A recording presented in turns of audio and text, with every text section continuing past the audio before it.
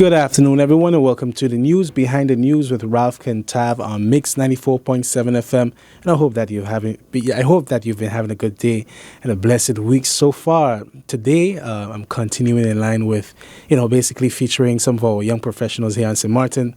As it is no secret that we have, I would say, thousands of all professionals on this island and abroad. We constantly send our children away to school to gain knowledge, come back home, and with the intention of coming back home and making a difference.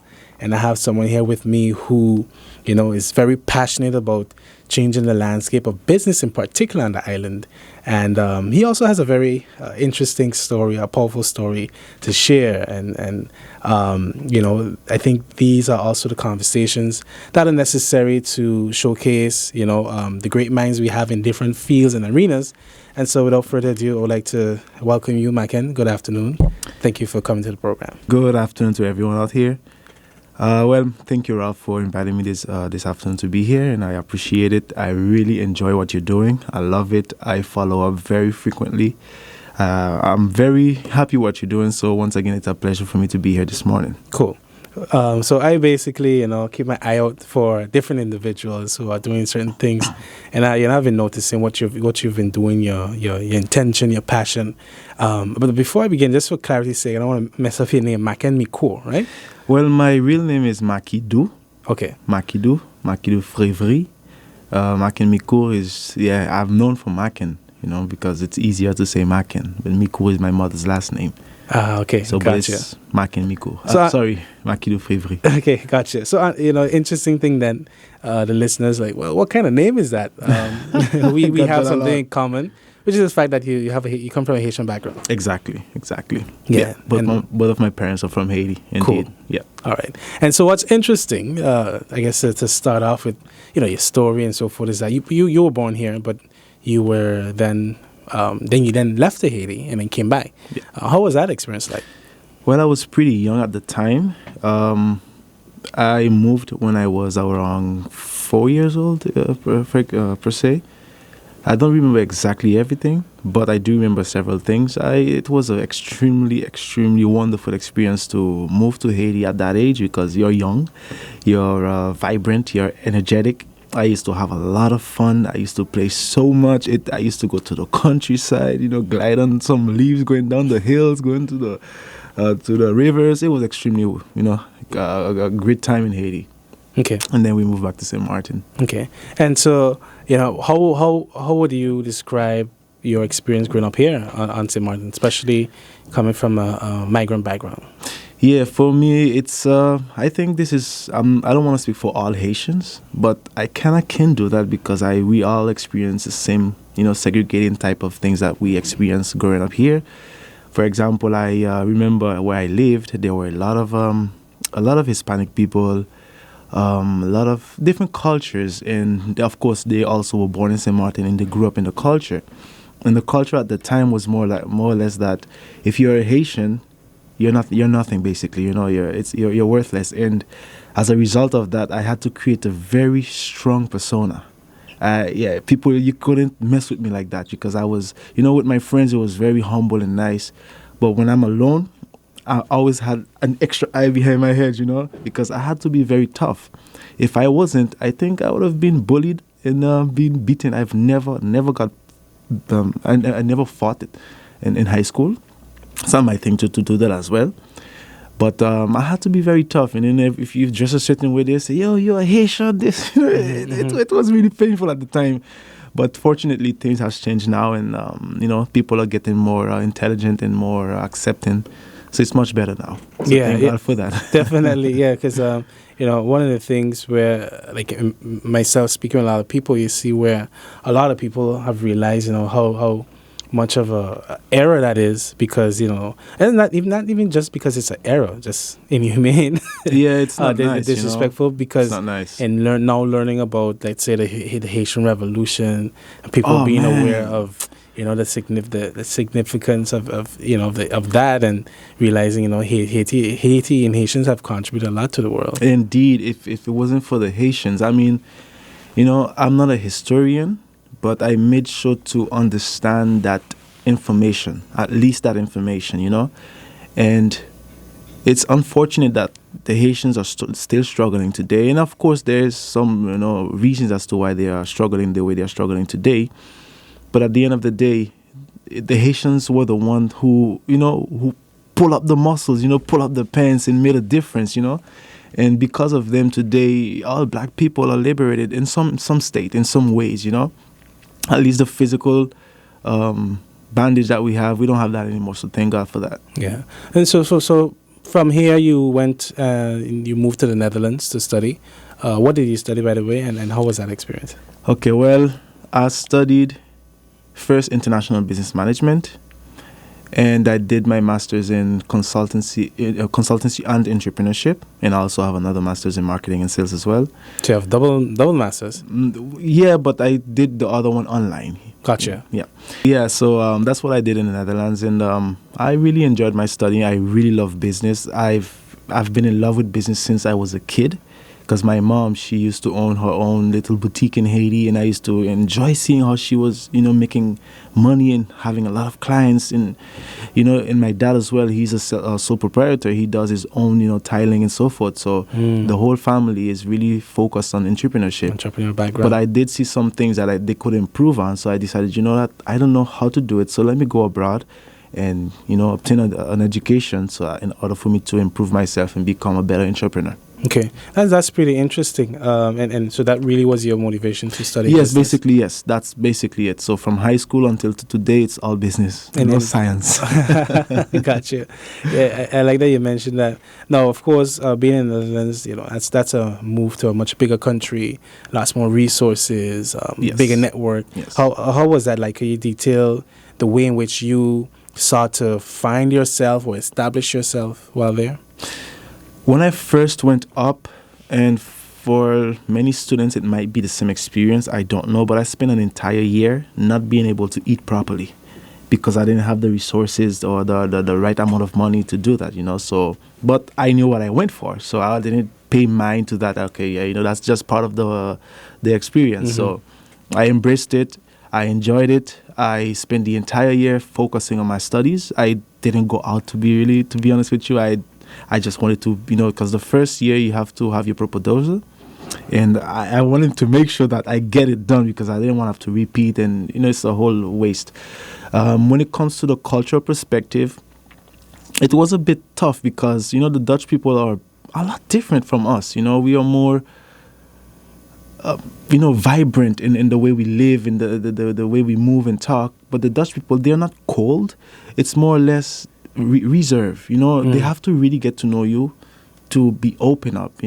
So, and one interesting experience I used to always have, I used to live in South Rotterdam, and there was a mall around there, and every time I would have to pass in the malls, it would be full, and people would pass and they would hit me, and they wouldn't say sorry.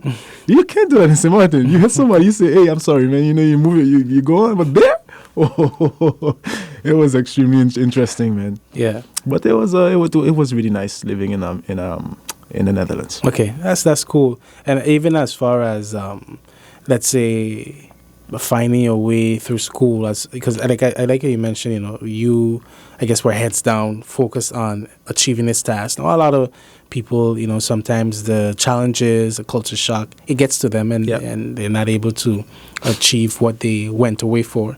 Could you describe, I guess, what was that drive that you had to keep you on course? To be honest with you, man, it's just my background. I grew up with parents that they didn't have it all, and they still don't have it all, So that was my drive because I wanted to be a different person. I wanted to do something different. I wanted to be much more competent than my parents in a certain area. And those were my drives, because I grew up, I'm more or less the first person in my entire family from both mother and father who actually finished college and have a master's today. I'm the first, number one. And I think that's a nice thing to do, Of course, my parents are happy, my sister's going to be the next one. But regardless, my drive was more because I wanted to do something different than what my parents have been going through, I made that change, and And I could also share that when in primary school, oh man, it was extremely difficult for me to learn because I had the notion that, I don't know if it's a global thing or if it's just for the Haitian community. They always say that, the way your parents is or are, that's how you're going to be as well. So my parents did not finish primary school, so I thought I would never finish primary school. And today I got my master's, two actually at the, so yeah, you can do whatever you have to do once you remain focused. You remain focused, you can go for it, man. It's great advice. Yeah. And do you find that maybe whether it's racism or prejudice ever affected you? Were you ever uncomfortable, in moments where, let's say, maybe you were one of few or the only black person in a certain space? In the Netherlands? Mm-hmm. I never experienced that, not once. But the only thing, actually, segregation, yes. Racism, no. Segregation mostly happened during the times where for example, I needed to work with groups, like, with students. Predominantly, my class was white. It was maybe 3 of us that was black in there. And it was very challenging, to work with them in a group. Not that they don't accept others. They are not open. They are very open and nice people, to be honest. But of course, if you're more comfortable in your own culture, you can speak your own language, they tend to push you away and focus with their own friends, So it's kind of understandable, but at the same time, do you feel like you're segregated? You're just pushed in a corner. Yeah. And when I would work with them in a group, it would also be tough because then they would want to do all the assignment. And I'm not the type of person who likes that. I want to do my thing. I don't want to say you did. No, I want to learn. I want to know what I'm doing, So that was one of the things that I experienced quite often over there. But that was it. Like my in-laws are typical Dutch white people. They are extremely nice, extremely open, extremely loving. I mean, these people are awesome, very helpful. But at the end of the day, yeah, not every Dutch people are like that. Yeah. Yeah. So and then I guess a final question on that subject. Do you find that you were prepared enough, or was it quick for you to adapt? To a different form of culture, but also particularly the language. Did you feel like that was a great barrier for you? From a personal perspective, no, because before I moved to the Netherlands, I was studying in America, and I stayed there for about a year. I was studying at the Le Missionaries college. It's called Divine Word College. I studied there for a year. I didn't really like the program. So I decided, I'm going to move away to the Netherlands and study. So I already was exposed to a new experience, a new culture, a cold culture. Yeah. So that wasn't a big deal. But yeah, regardless, still when you're moving into a new location, a new place, a new just area or country, you still have some challenges that you have to deal with. But from a personal level, no, I'm very relaxed, My younger sister, she had a very tough time. But personally, for me, it was okay. Understood. It was okay. Okay, cool. And so from there, now then school to then launching into your career, what was it like? Did you work in other countries or only the Netherlands? Yes, so I did work in Malaysia for about half a year. And there I worked at a company called Media Shark Studio. It's a digital marketing company. I learned quite a lot over there, and it was very, very interesting. The culture there too is... Malaysia is a very advanced country, Asian society. Technologically. It is as it well. Is. And it is indeed. It is definitely. But I think, of course, China is a bit higher there, more advanced than them. But they are very, very advanced. I was very surprised to see, because the whole concept I had in mind before I left there, it was more that, okay, I'm going to an Asian country, a poor Asian country. Yes, they are poor in the Asian community, maybe compared to the Western countries as well. Yeah. But when you're living there, oh man, it doesn't feel so. Yeah. It does not feel so. You feel like you're somewhere in America living. It's amazing. I love the country. I love the food. Oh my God. The food is amazing, man. But yeah, so I worked at the company for about half a year. It was a really nice experience. The employees there were really, really nice as well. Very humble. It was great. It was really, really So then nice. what was it like working in a business field in a very different cultural realm? Again, it's do you find like you learned new things about people, or was it something that was still constant in how we interact as humans, given the difference in culture? Good. To be honest with you, the first thing I got, I was given, as a precursor, is that the Chinese Malaysians are scared of black people because they think black people are killers or murderers or drug addicts, or Wow. So yes. There's a very high stereotype over there. It's about black people, and so I went with that mindset. Okay, I got to be careful how I speak to the people and what I say to them. But when I got there, it was a totally different thing. Because most of the guys that I spoke to, I was with, they were all Chinese Malaysian, and they were so open. Even until today, I still have friends. I still contact them, talk to them. Those guys are so amazing. They used to take me and bring me to a whole entire different location in the country, traveling hours in their own cars. Don't ask me no money for gas, nothing. They were amazing, So I think culture do have a play in the way people see things or perceive things or say things. It has an influence. But at the end of the day, we're still human beings. Because human beings, the main thing that drives us is emotions. If you know how to, interact with others with emotions, you'll be okay. Emotions builds trust very quickly, So I think it all depends on the person. If you know how to interact with people, it'll be okay. So, okay, that's interesting to compare to the Netherlands and Malaysia. Oh, those are the only two, right? Or they work anywhere? That was it. That Okay. was it. But I did visit some other areas, but that was it. Okay. Yeah. So now I'm curious about what led you, what inspired you to come back home. But before you answer that, I love your response about Malaysia, because it reminded me of when I went to Croatia, and I was really awakened. Beautiful country. Yeah. Oh my God. Beautiful country indeed. I was really made aware of that concept of being let's say a global citizen, just human, race aside, all these constructs aside. And I say that because I went to a forum, and basically I booked my ticket wrong, in a sense of let's say the forum ended on the 5th.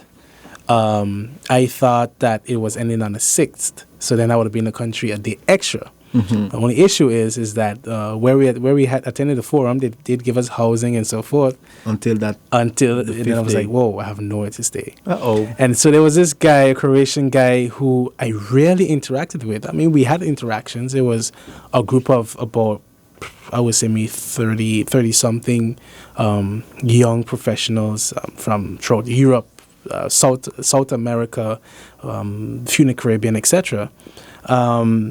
And this guy was like, "Hey man, it's no problem. Like, you can stay with me." I was like, "Yeah, you serious?" Because I don't mind if I have to book a hostel or something, just for a few hours.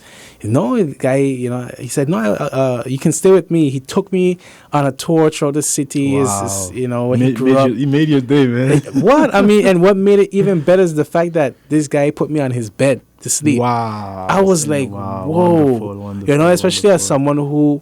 I did a lot of studies on Black history, African history, racism, all these social issues and stuff. And I really realized, what Malcolm X said when he went to Mecca. Because for him, initially, and he used to say, he used to preach, the white man is a devil.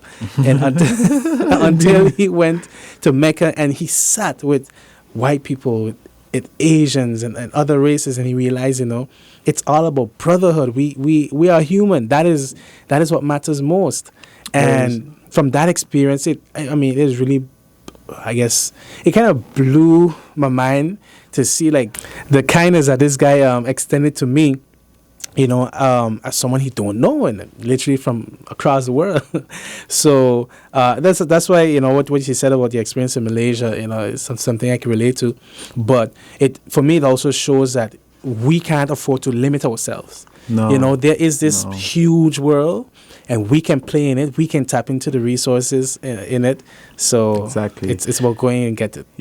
Just before we go to a different note, is that if all human beings understood that there is one race and not different races, we will all be in harmony. Because That's the problem. We think, but many people think that, because you're Caucasian, you're a different race, you're darker skin, we are all one race. In the eyes of the Creator, there is only one race.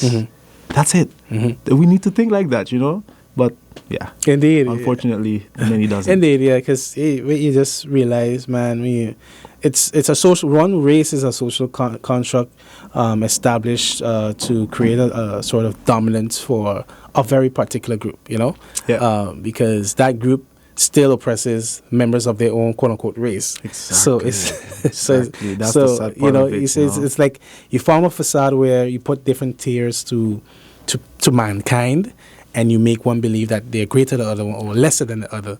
And so while they fight, you stand above watching to see what's taking place. Man, it's an unfortunate way to describe others, and to do things. It's just sad. Yeah. And that's one of the things that I also experienced when I was growing up in St. Martin as being a Haitian.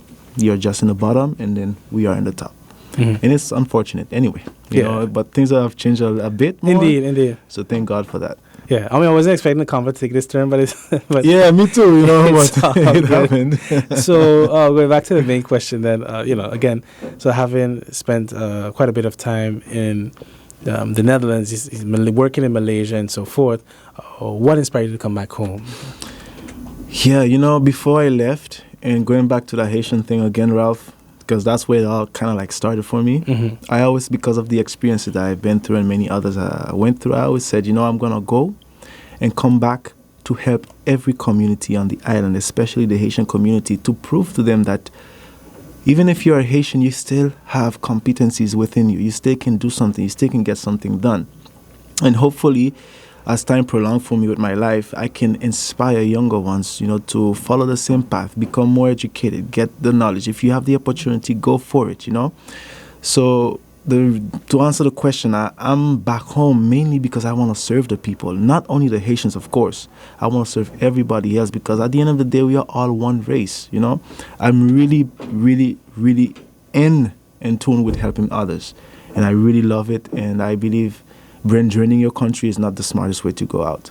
Yeah, indeed. I don't believe in that. I'm against that.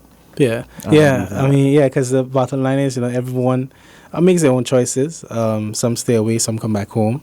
And I don't blame those who stay away, Ralph. No. I don't. You got to have some extra backbone to come back to St. Martin. That is true. It's not easy. It's extremely difficult.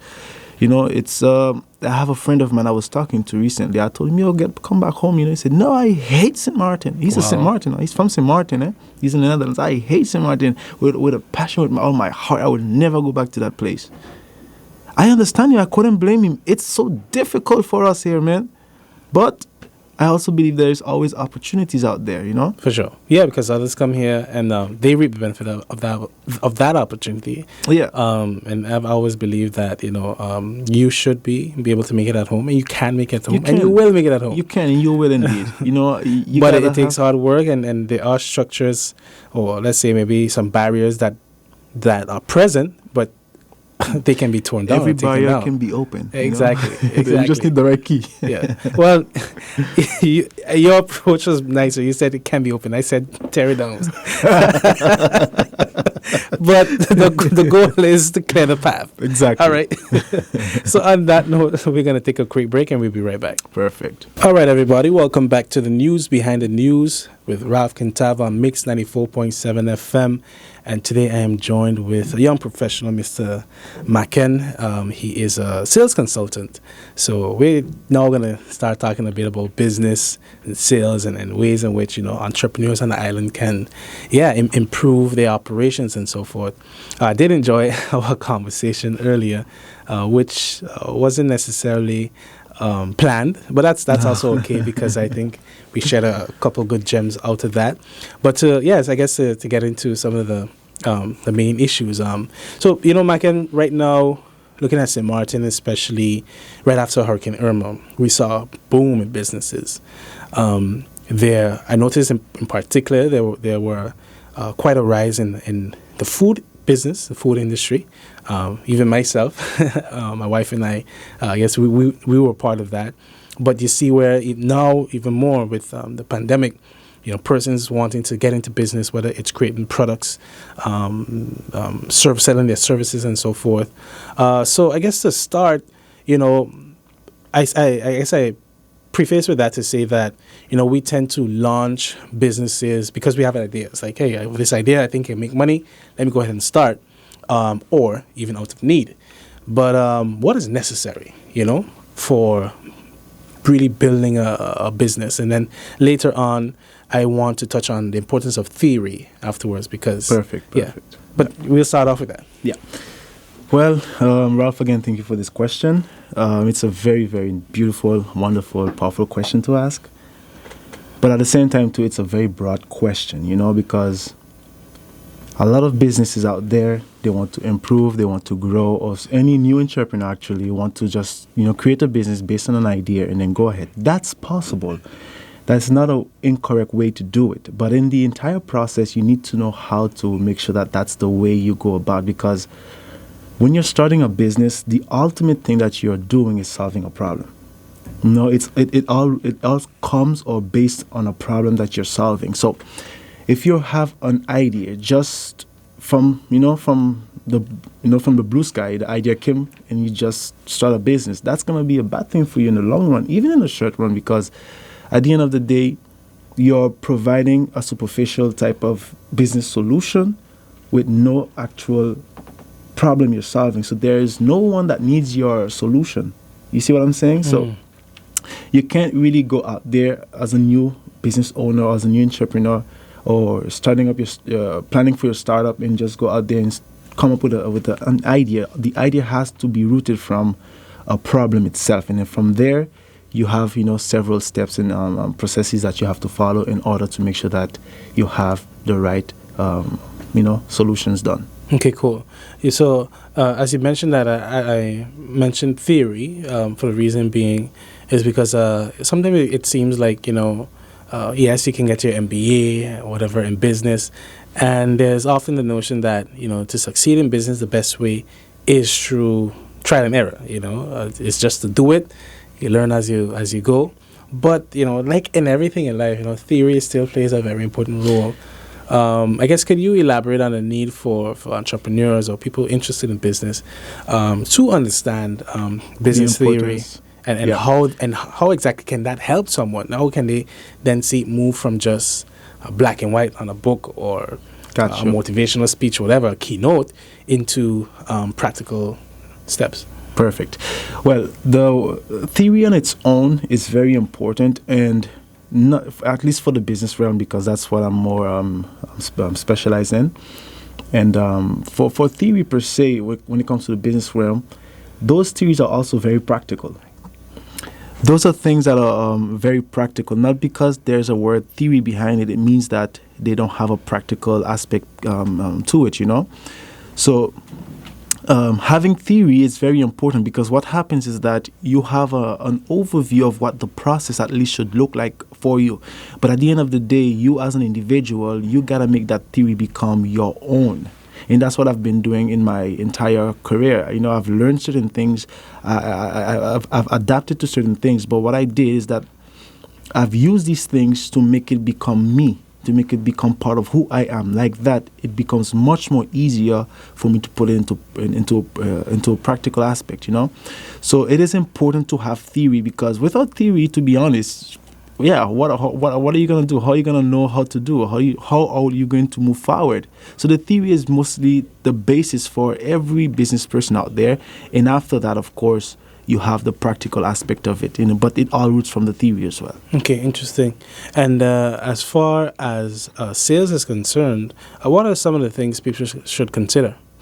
Ralph, sales also goes back very much to the same thing as a problem. You really have to look at the problem aspect of solving a problem, because when you're marketing a product or service to a particular client or group or niche, you have to understand that marketing is not there for you to solve your business problems. It has nothing to do with that. It has everything to do with solving the problems of your customers or your clients, because elaborate on that. Because look, You started a business because there was a problem that you choose to solve, and you see that there is a real problem that needs to be solved. And then let me give you an example with a phone, right? Apple, very powerful. These guys are extremely good with marketing. Man, I love these guys, man, with what they're doing. Apple created a phone not because they had an idea to create a phone, but because they saw that there was a problem. In today's world, a phone is more used for entertainment. That's why the screens are so big.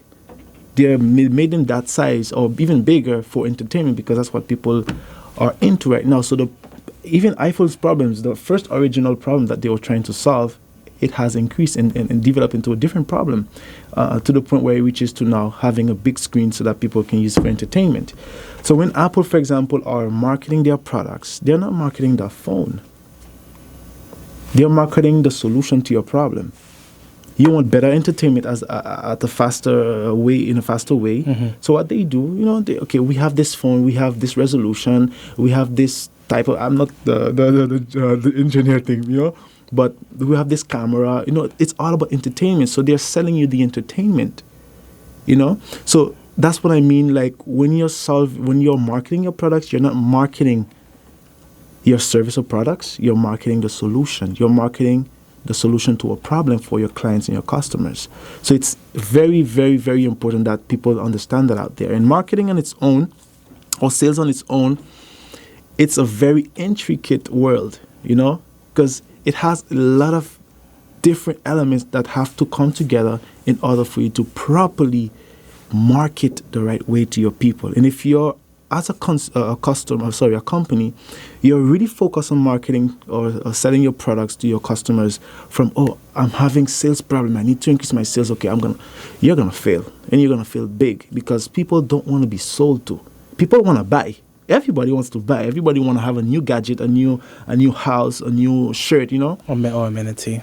Exactly. But people don't want to be sold anything to. And so how do you get over that?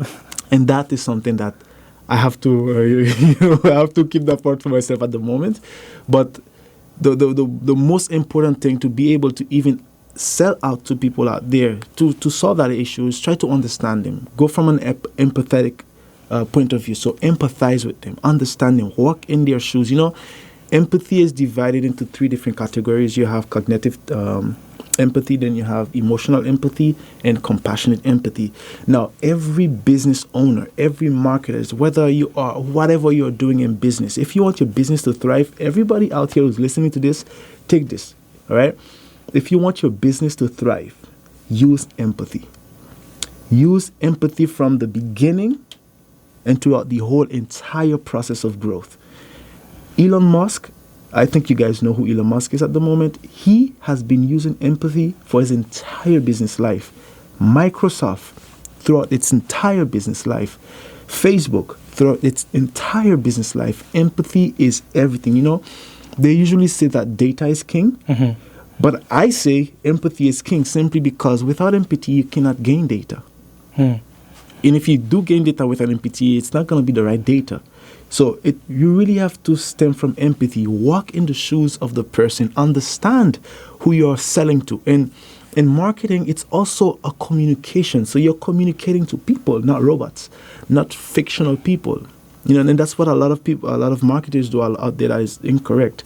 Because when you're selling, if you understand that, hey, I'm selling to human beings, you should start developing your sales strategies, your sales campaigns, or pitches in a way that is going to resonate with the people. So, in essence, marketing is not posting flyers and nicely angled pictures. No. That has nothing to do with the proper marketing. Marketing has everything to do with the soft skills of human beings.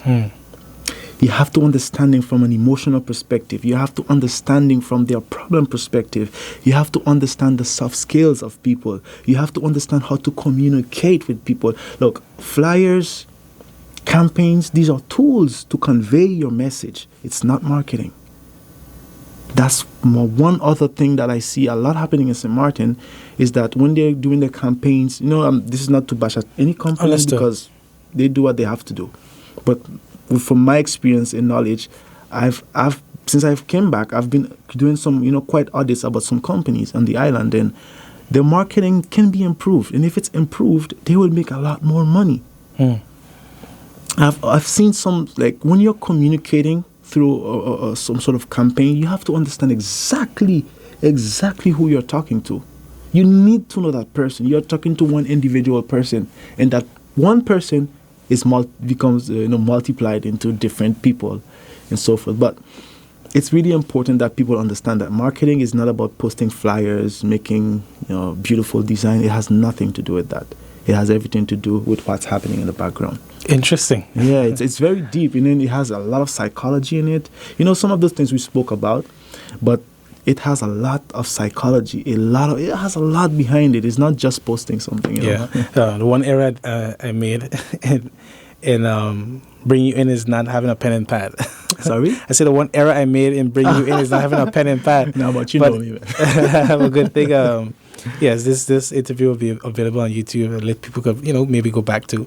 Yeah. But so I'm glad that you said what you said, because what comes to mind is then the difference between marketing and sales. Because you said if you're trying to increase sales, marketing is not the way to do it. No, well, what I said is that if a company is marketing or selling, and they are looking at it, like from the perspective, I need to increase my revenue by selling, it's not going to happen. Okay. They're going to have a tough time, because marketing is not solving the problem of your company, but it's solving the problem of your customers or clients. Okay, and so on that note, how should people address, sales? Yeah, it's in its entire self. Sales is a very complex word. It has a lot of different elements and intricate elements too. But the first process, the first step that you have to do to improve your sales is to start to empathize with your customers.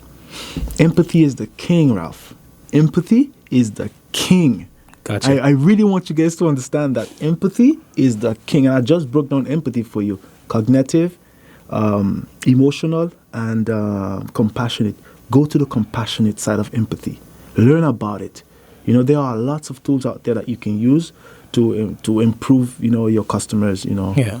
And so products and services. I guess, I'm glad you clarified that for me, because then, as I listened to you, you mentioned basically it's like as if you're targeting one person. But how do you know, or how to determine who exactly is your customer? It all starts with empathy. And what I mean by with you are targeting with one person, it's not... But also your target speaking, audience. It's an audience. So that one person represents a bigger audience. In business, we call it business profile, customer profiling or persona and so on. So that's what it is. So you have this small group of people that represents a larger group of people, to be able to identify your specific group, it all starts with empathy, Ralph. It really starts from the problem.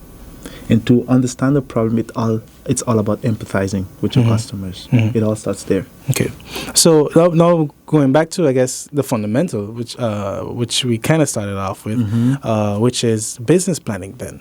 What are the necessary steps that people have to consider before you even get to improving your business, but actually, founding a solid business? Got you. Again, I'm going to go back again, all about the problem. But let's go to the next level now. One thing that I grew up in St. Martin realizing, and at the time I didn't realize it, but until I moved away and I learned and I have experiences in different areas as a consultant, is that there is a lack of testing. We are living in the 21st century. Technology is much more improved than it was in the past, and it's the same for business. Knowledge, experience, tools, everything has been improved. Everything is much more better because, for example, let's say 100 years ago, when a company would launch its company, they would go through many trials and errors until they get where they want to go. But today, you don't have to go through that. You don't even have to spend an extreme amount of money or capital to start a company. There is something in business that is called bootstrapping. And bootstrapping is basically, let's say you have 5,000, you have to be very strategic with how you plan to use that 5,000 in the business, So throughout the entire process of growing your business, you have to be very specific how you're going to improve your business based on that. And guess what? Facebook did that. A lot of great companies out there did that. They use bootstrapping as a way to grow, and they didn't have to take any loan in the early stage of their company. But of course, when you start to become bigger, then you need that injection. And exactly. And there's also other ways like angel investors, seed investors. There are different ways you can go about getting funding for your company. But it all really starts with solving the right problem and finding the right it, or in other words, having the right product that fits the market needs. But that all comes from testing. In testing, you don't even have to spend a dime to test your solutions or your products. You don't even have to do that. You don't have to spend not even one cent to test. It's that different now. If you can share what can people do in test, to test their ideas. What can you share in terms of people being able to test their ideas, the approach in testing? So would it be surveys or? So basically, it all depends on what you're doing. For example, when I was in the Netherlands, I was writing a business plan for a daycare, and one way I had to go out to test that particular business model to see if there were, it was viable for the people, is that I interviewed people. I interviewed a number of people, and I separate those into two different groups, and I questioned this group, same questions, and see which one of them would prefer this type of business model or this type of business model. And at the end of the day, I ended up getting some good results. Some said they preferred this one, 80% said they wanted that, but the other one said 40%, Then I realized, okay, this one is the business model that exactly would fit the solution. But at the end of the day as well, even that is not enough. What makes it much more, much more credible is to ensure that people pay for the services in advance. So, for example, there's something called YODA. YODA means your own data, and to have credible, feedback. Try to see if the people will pay for this service, and because it's easier for a person to say, yeah, it's a good idea, it's a good way to move forward. I think I would pay for that service, But at the end of the day, if you tell them, okay, commit with your dollar, pay $1,000 for this, then I will, you'll have early, you can make your own way to strategically make that question, but ask them if they were willing to pay for that. And if they are willing to pay and they pay you, then for sure you have a viable business model. That proves that you have a real business model, not what they say, but what they pay with their money. Because then they are proving to you your services are needed. Gotcha. That's good to know. That's really good to know. And very important. Yeah, I like that you spoke of testing, because to test the idea, sometimes that can be seen as failure, and there's that individual fear, especially. I think one of the things to consider in entrepreneurship is a person's own personal traumas, the beliefs, the culture they inherited, and the way in which they think of themselves, their worldview.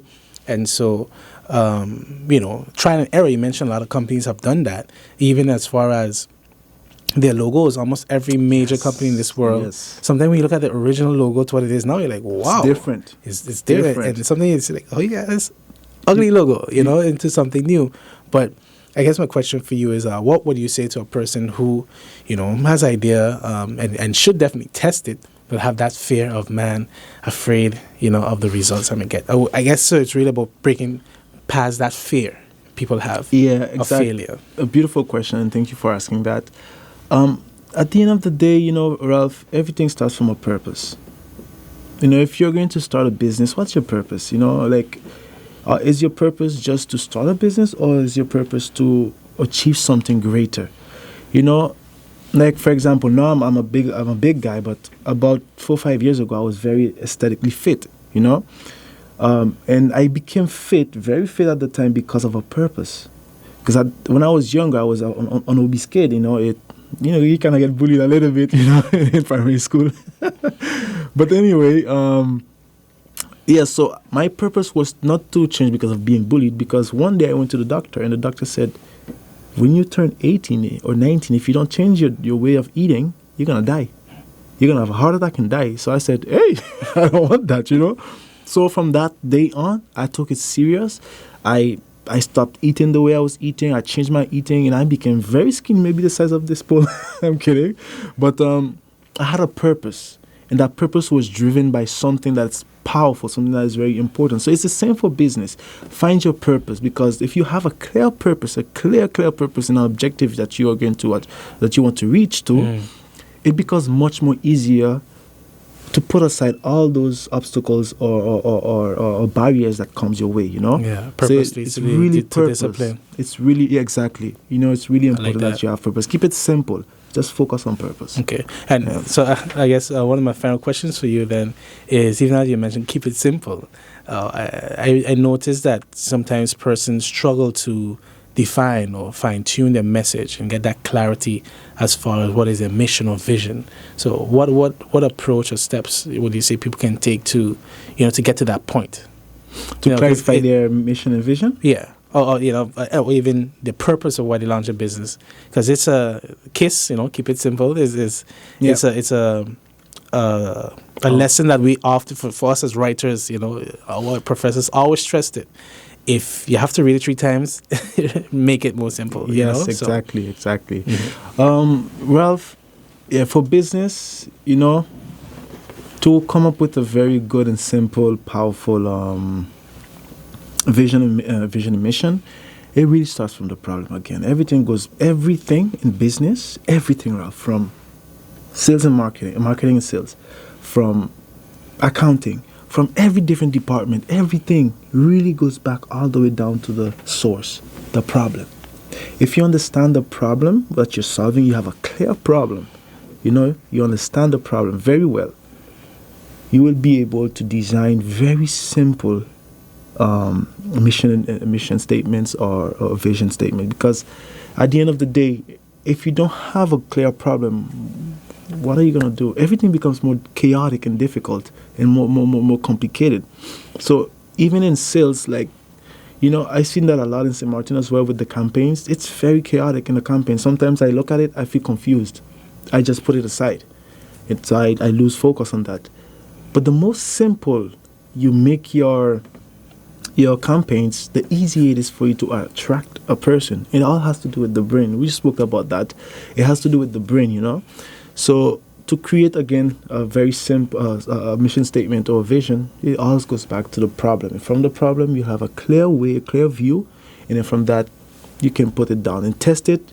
Again, test it, say it to people, ask them, what do you think about this, and see what the final result is. Cool. Yeah, I love that, man. And thank you so much for coming on the program. I felt like I got a front row seat to a TED Talk. Boy, a lot of wisdom there, a lot of good knowledge. And it was, so in addition to that, before you leave them, how can people contact you?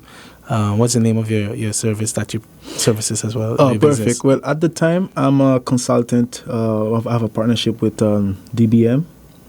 And if you want to contact me, you can contact me on LinkedIn at Maquidu Frevry. If you would like, you could put that in the video at the end of the video. But that's how you can get me in contact, or phone number. But I don't remember my phone number by head at the moment. It's a new number, so... Yeah, but that's how they can contact me. Okay, great. Well, again, thank you so much. Appreciate you taking the time just to share such great insight into our listeners and viewers. I really hope that this is a conversation you enjoyed and learned something from. So do take care, and we see you again next time. Bye-bye.